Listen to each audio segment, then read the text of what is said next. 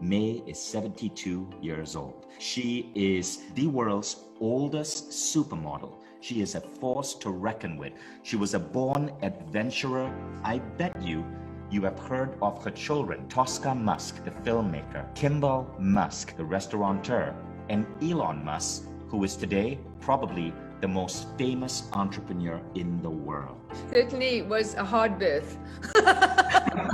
As any mother will contest to birth. He had a huge head. Really, you see how big his head is. You started seeing the genius in Elon at the age of 3. What did that make you do differently as a mom? I noticed that he could reason with me. If I would say, well, do that, and he would have a better idea. When he started reading, anything he read, he memorized. I mean, these were volumes of books. He always was very curious. And then when after PayPal was sold, he said, should I do space rockets, or should I do solar panels, or should I do electric cars? And I said, you just do one thing. And he didn't listen to me. You were born to a couple that were adventurers, and they hopped on a boat and sailed from Canada to South Africa. And that adventuring never stopped. You grew up exploring the deserts of South Africa, looking for lost cities. Tell us about that sense of adventure growing up and what it infused in you. Well, we were kids, and all our friends would go to the beaches. We had to go to the Kalahari Desert. My dad had said when we went into the Kalahari Desert, he wanted to show we can rough it. So we would sleep, on the ground with a sleeping bag, and then you zip up the sleeping bag so the hyenas don't bite off your face. And then we had 1 cup of water, my twin sister and I shared it, that we could wash our hands and face in at night, and then in the morning it was frozen, so we'd have to break the ice and then wash our hands and face. So you can live with very little. Do you think there was something about that adventuring that your parents had that you later picked up and then infused into your children? All my children have a survival skill that way. In the beginning, when the rockets were exploding, I would just want to curl up and cry in the corner, whereas Elon would come out and say, now we find out what went wrong and we will do the next one right. Yeah, my children don't have fear.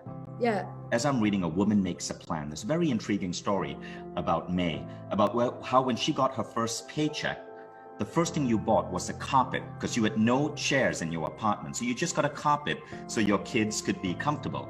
And then the second thing you bought was a computer for Elon and Kimball to sit on the carpet and play with that computer. The bareness of the upbringing is astonishing to me. And it reminds me of an interview I heard your son, Elon, give to Neil deGrasse Tyson. Elon said something about how he wanted to see if he could live on $1 a day. And he found that living in an American dormitory, he could live on $1 a day. He'd just go buy ramen noodles and he could survive.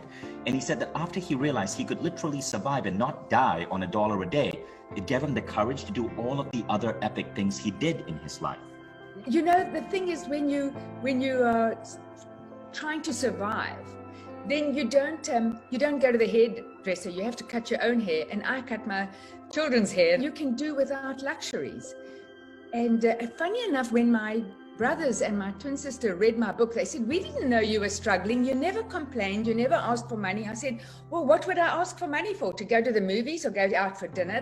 Those are luxuries. We didn't have a problem with it. My children never complained, and they even said it was quite fun, So, and you could get secondhand school uniforms, and you figure out things. We have a leading question from Irina Shehosov. Hi, my question is, what is the most important trait you want to instill in a child? I like them to be considerate of others. Let them just be kind to others. Kindness, right? Kindness. Your children aren't just building businesses. Your children are building businesses that are actually, in a way, healing the world, right? Yes. I mean, they're doing what I consider they're doing good things. Like Elon wants to move the world beyond a carbon economy. He wants to back up the human species by colonizing Mars. Kimball is doing so much good work in terms of organic farming and farm to table. How do you install kindness kindness and care in a child? I was in a nurturing profession where I helped people to eat well, but they saw that people would come and see me, and then when they eat better, they're happier and they're healthier. And you could see that you're caring about other people. And then my parents were Canadians. They cared about everybody too. My dad was a chiropractor. He kept people in better health. My kids are the same. They care. They find a goal that will help mankind or help, like Tosca with her movies, her Passion Flicks app, where she has romance movies where the men and women get the same pay, and the female directors, and they romance stories with happy endings, so that the women here are not abused, tortured, violated. They are intelligent, successful, and but drama. There's drama because it's a love story. Thank you for ensuring that you raised children who were compassionate and wanted to heal the world, and not evil geniuses. Because imagine if Elon was an evil genius. We'd be freaking screwed. I would never allow that. No evil. Do no evil.